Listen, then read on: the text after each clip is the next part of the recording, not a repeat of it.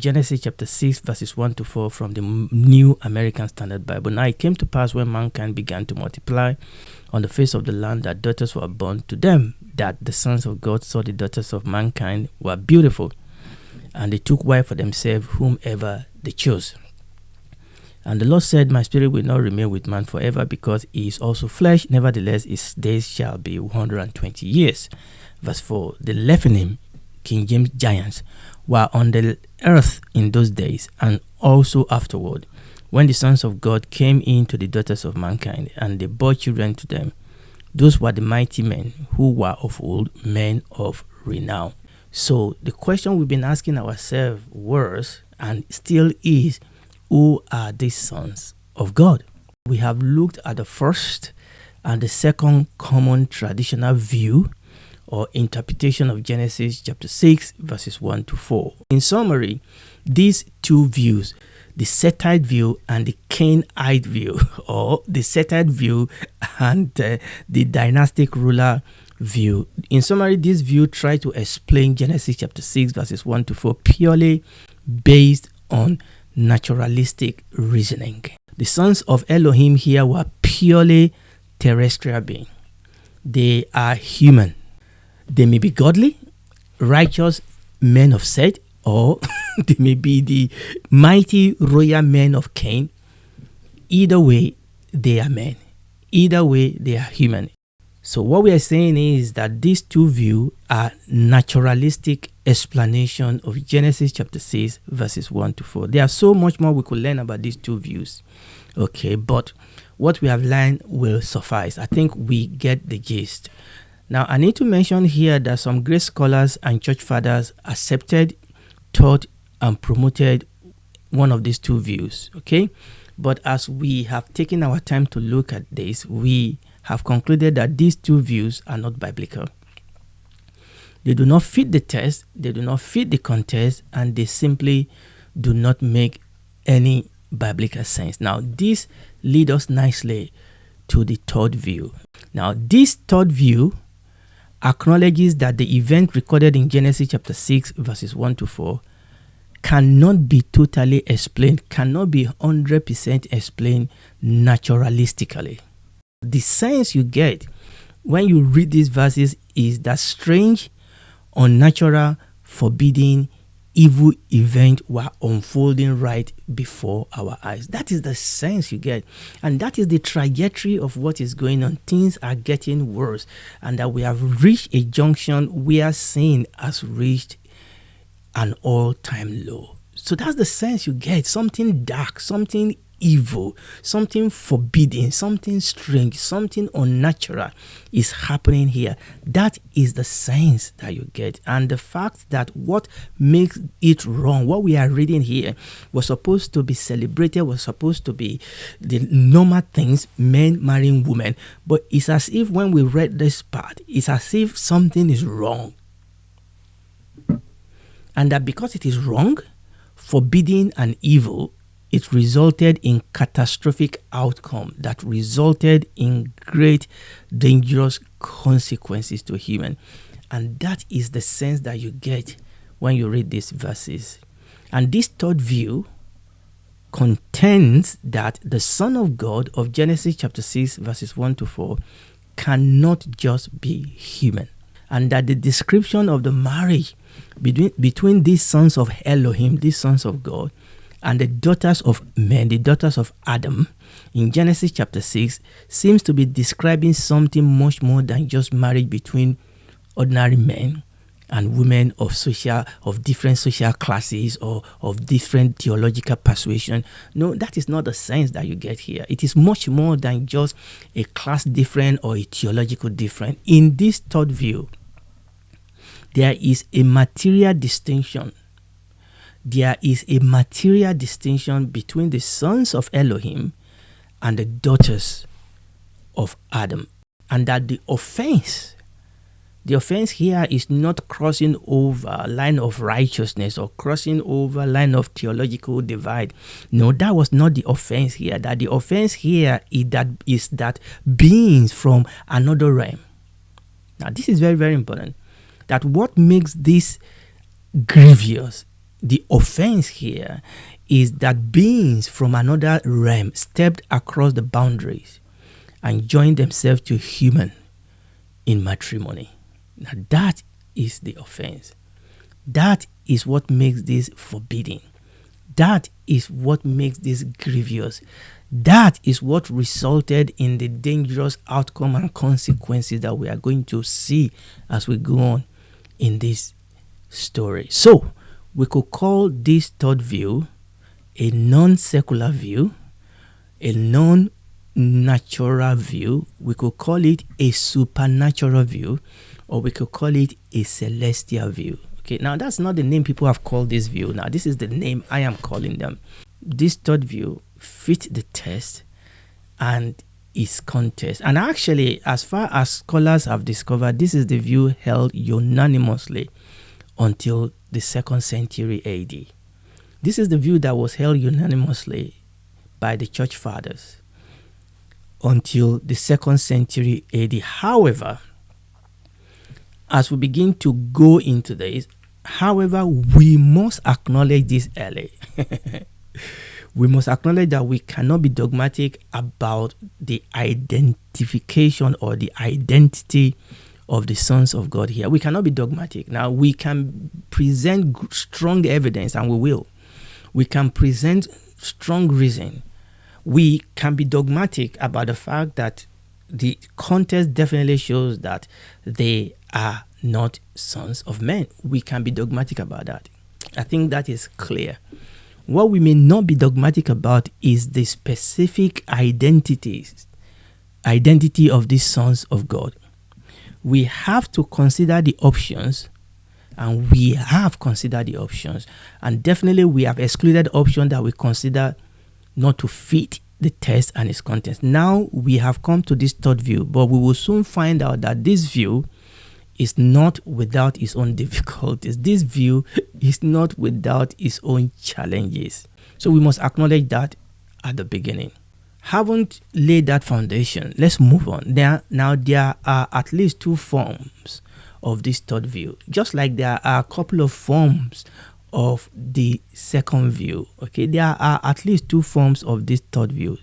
We said that the son of Elohim are not men.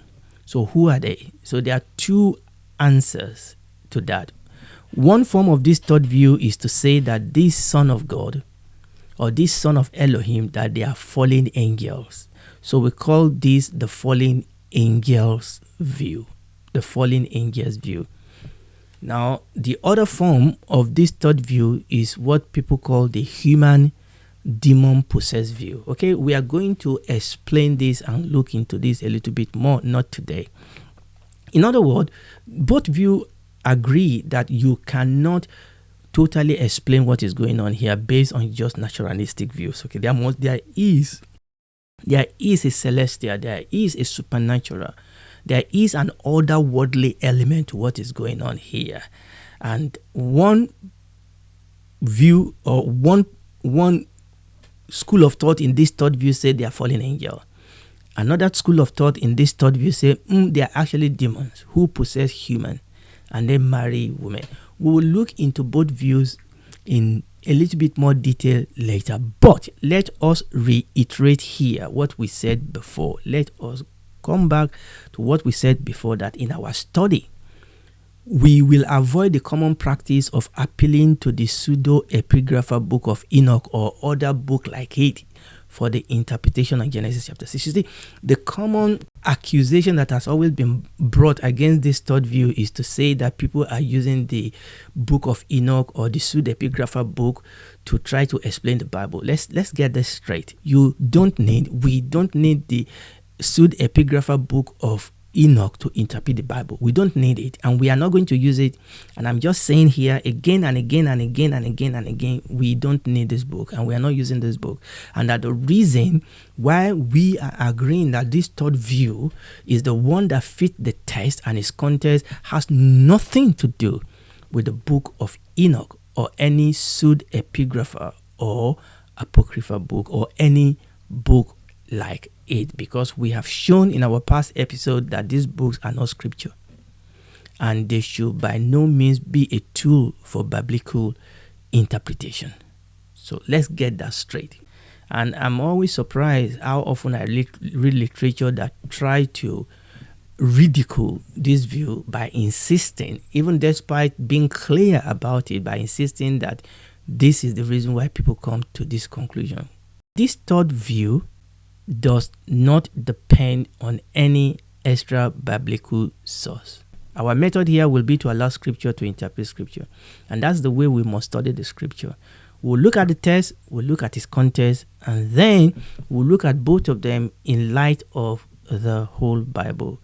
And our plan is to go wherever the scripture takes us, even if that is politically and secularly incorrect. We'll stop where the Bible stops. We go where the Bible leads us. It may be uncomfortable. It may be strange. It may be unnatural. We will go where the Bible goes. We will stop where the Bible stops. So let's read the text before us again. Genesis chapter 6, verses 1 to 4, New American Standard Bible. Now it came to pass when mankind began to multiply on the face of the land, and daughters were born to them, that the sons of God saw the daughters of mankind were beautiful, and they took wives for themselves, whomever they chose. Then the Lord said, my spirit will not remain with man forever, because he is also flesh. Nevertheless, his days shall be 120 years. Verse 4. The Nephilim, King James says giants, were on the earth in those days and also afterward, when the sons of God came in to the daughters of mankind, and they bore children to them. Those were the mighty men who were of old, men of renown. We want to define some terms that we read in these verses. Son of God, the Nephilim, which the King James called giant, mighty men, men of renown. The Hebrew word here that is used for the sons of God is Beni Elohim. The exact phrase appears elsewhere in Old Testament, only in the book of Job, Job chapter 1 verse 6, Job chapter 2 verse 1, and Job chapter 38 verse 7. And in all these three places, it consistently refers to angels. It consistently refers to celestial being. It consistently refers to being of another realm. Angel, celestial being. That is consistent. And as we mentioned in episode 325, even though in the Old Testament, God's covenant people are sometimes called God's children, but the exact phrase, sons of God, is never used of the children of Israel. Now, it is very, very important for us to understand this. Now, let us read first these three verses in Job where this exact phrase is used. Job chapter 1 verse 6. Now there was a day when the sons of God, that is it, came to present themselves before the Lord, and Satan came also among them. It is very clear here that this cannot be human. Job chapter 2 verse 1. Again there was a day when the sons of God came to present themselves before the Lord, and Satan came also among them to present himself before the Lord. Again, this cannot be human. Job chapter 38 verse 7. When the morning stars sang together, and all the sons of God shouted for joy. And by the way, this was when God was answering Job, and God was asking Job questions, and God was talking about creation. And obviously, these sons of God were there when God created in the beginning. And that's the third time we see this phrase, this exact phrase used in the Bible, when the morning stars sang together and all the sons of God shouted for joy. Now, let's compare what we have just read to other portions of the Old Testament and New Testament, when God's covenant people are sometimes called God's children. Now, let's start with the New Testament. In New Testament, we will read in many places where believers are called God's children or sons of God. 1 John chapter 3 verses 1 and 2. 1 John chapter 3 verses 1 and 2. Behold, what manner of love the Father has bestowed upon us, that we should be called what? Sons of God.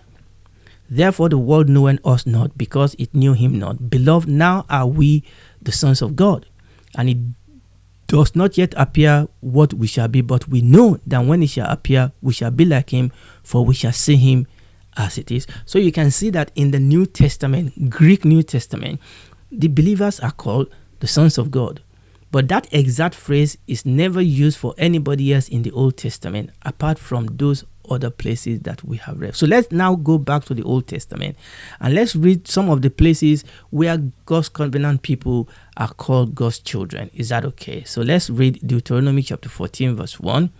You are the children of the Lord your God, and you shall not cut yourself, nor make any boldness between your eyes for the dead.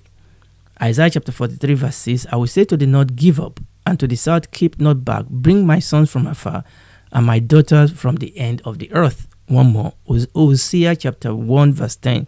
Yet the number of the children of Israel shall be as the sand of the sea, which cannot be measured or numbered. And it shall come to pass that in the place where it was said unto them, you are not my people, there it shall be said unto them, you are the sons of the living God. The idea in this second group that we've just read, the idea in this second group are different from what we have read in Job and the book of Genesis chapter 6. So I'm going to show you now 3 levels in which way that the Bible actually used this word sons of God in the Bible.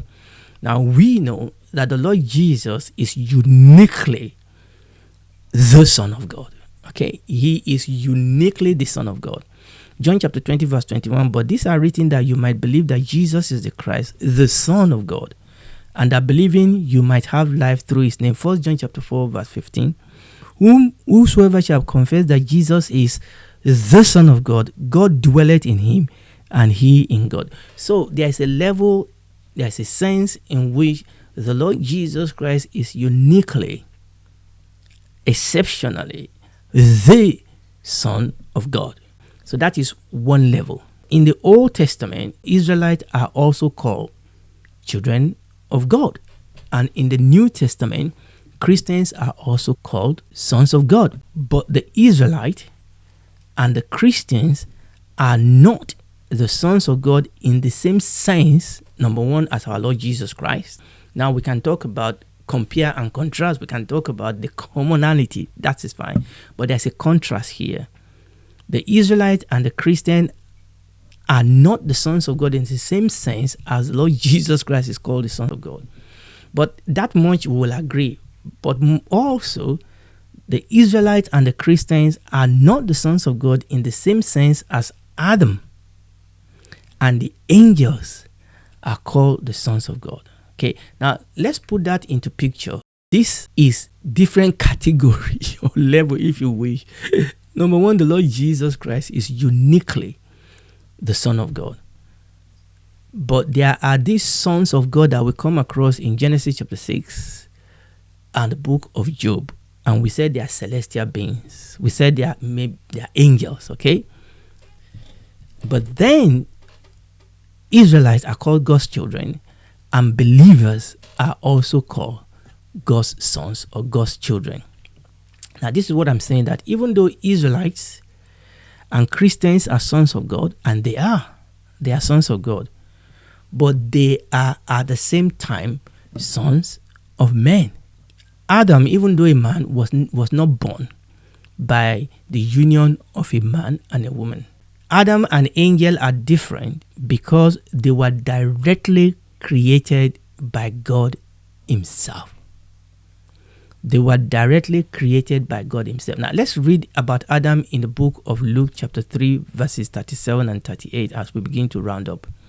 Lamech was the son of Methuselah. Methuselah was the son of Enoch. Enoch was the son of Jared. Jared was the son of Mahalalel. Mahalalel was the son of Kenan. Kenan was the son of Enoch. Enoch was the son of Seth. Seth was the son of Adam. Adam was the son of God. Obviously, this was the reverse genealogy in the book of John leading to Adam. Here you can see that Adam is called the Son of God. Adam is called the Son of God. In what sense? And this is the sense in which the Son of God is used in the book of Genesis chapter 6. These are people that are directly created by God himself. Now, the Lord Jesus Christ was not created. So that is why he's uniquely Son of God. Israelites are Christians, are sons of God because they've come into covenant with God, but they were men and women.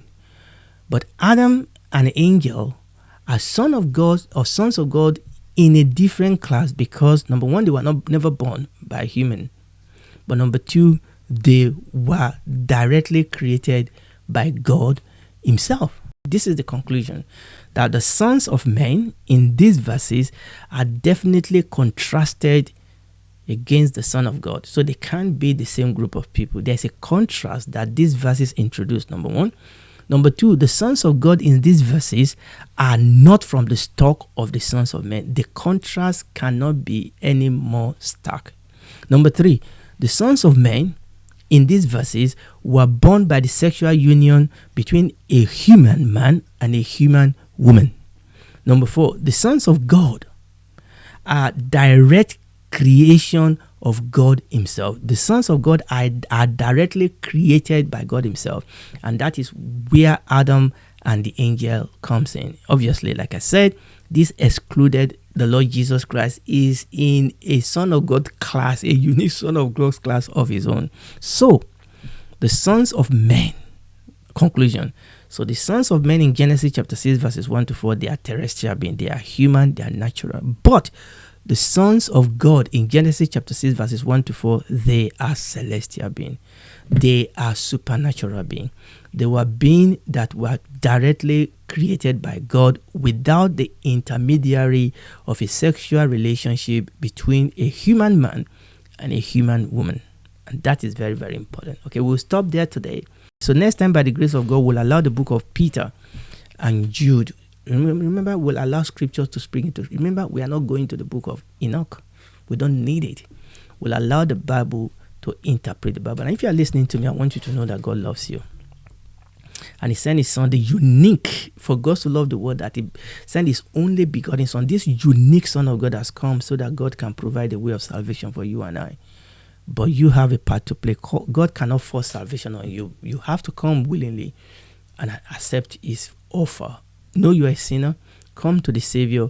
Ask him to save you. It will save you. It will come into your life. Take the dead heart out of you. Give you a living soul. A spirit will give you a new spirit. You'll become a son and a daughter of God. And then he'll walk with you on this earth. You will walk with him on this. You'll begin to grow and mature and be a light to the world and a salt to the earth. And when this is all over, you will be able to spend eternity with him in the new heaven and the new earth. Do it right now.